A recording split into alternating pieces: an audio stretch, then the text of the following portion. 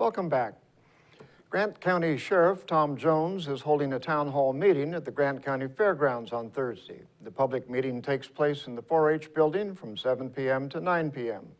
Jones will present information on public safety and crime prevention.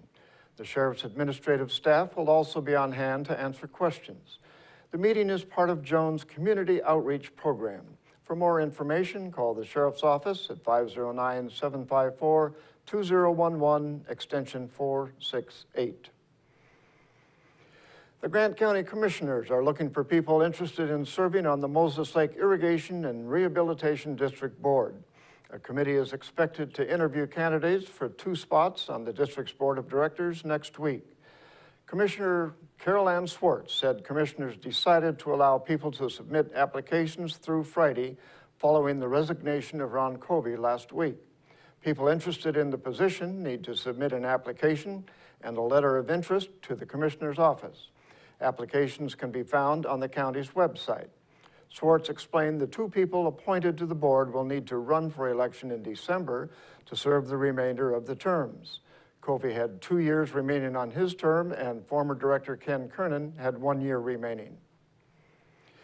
In Northwest news, 2 youth football teams in Washington are suspended, and 2 parents could face assault charges after a melee on the sidelines. Kara Kostanich has the story.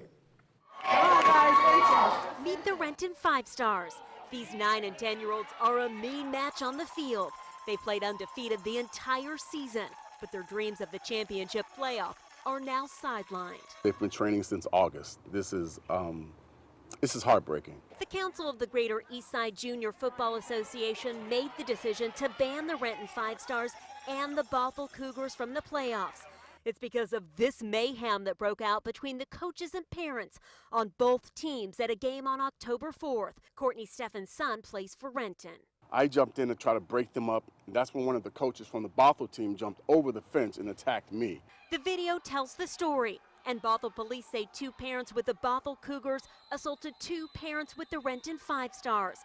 All this while a player laid on the field with a broken arm. We've had parents that were in the stands. They were calling us ghetto. They were calling us the N-word. They were calling us gorillas. Now all the players are paying the price for the actions police say of 2 parents. It's abominable.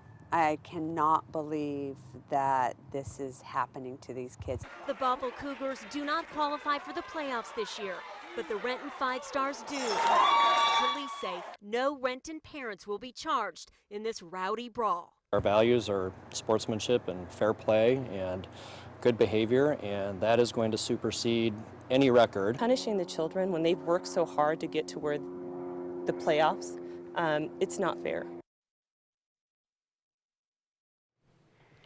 The makers of a new app are trying to map the beer genome, so to speak. In the world of craft beers, the app developers want to find out what makes a beer different from other beers. The developers were in Seattle this week. Matt Markovich reports the goal is to give people a better idea of what they could pour into their next glass.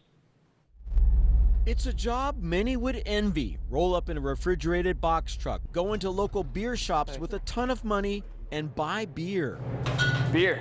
It's what's for breakfast. Yeah, there's that too. It also depends who's driving, so... George Taylor and Stephen Pond are crisscrossing America to buy every kind of bottled or canned beer sold in the U.S. I'm hoping to get about 200 to 300 beers here, and that would be almost 650 individual beers that we would have gotten from Seattle.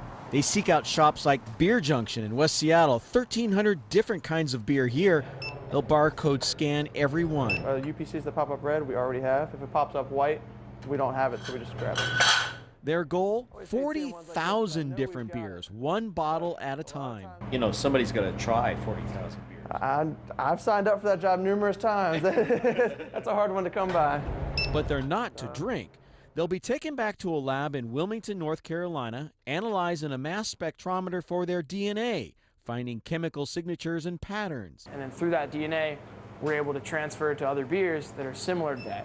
And that DNA will go into a free app called Next Glass that will help beer and wine lovers as well scientifically find a match to the beer and wines you like.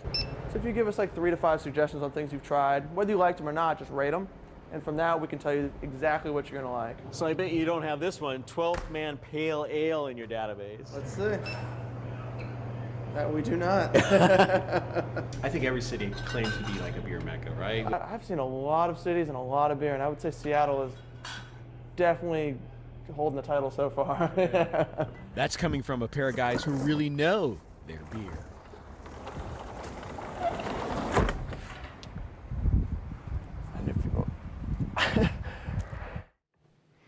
And that's going to do it for us here at iFIBER 1 News. We want to thank you for watching, and we'll see you again tomorrow.